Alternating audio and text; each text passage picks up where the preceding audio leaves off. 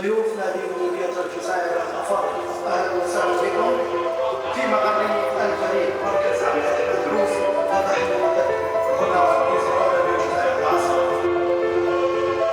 كده أصحاب المدير.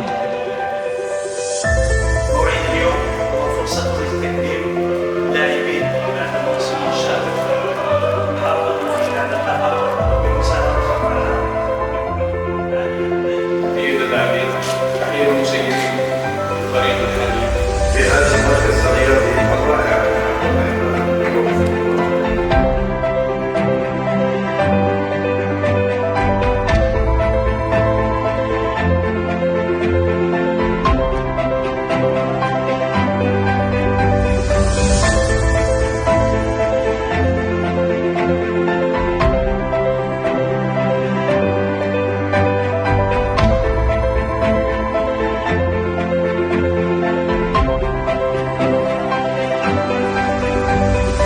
السلام عليكم ورحمة الله تعالى وبركاته.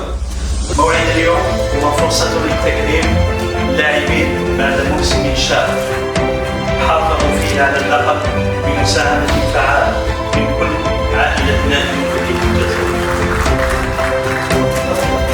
والبقاء على التصعد. إذا الهدف من الموسم القادم هو الحفاظ للمرة الثالثة على هذا اللقب. يكون أصعب.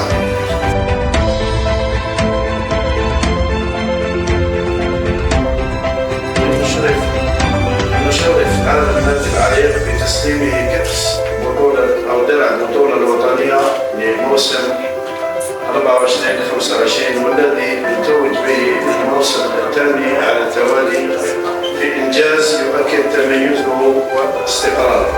لقد كانت هذه السنة موسما حافلا بالتضحيات بذل فيها لاعبون مجهود كبير، وكذلك الطاقم الفني بكل احترافية إلى جانب الإدارة التي واكبت المسيرة بكل عزم، دون أن ننسى الجمهور الوفي الذي كان خير داعم للرياضة.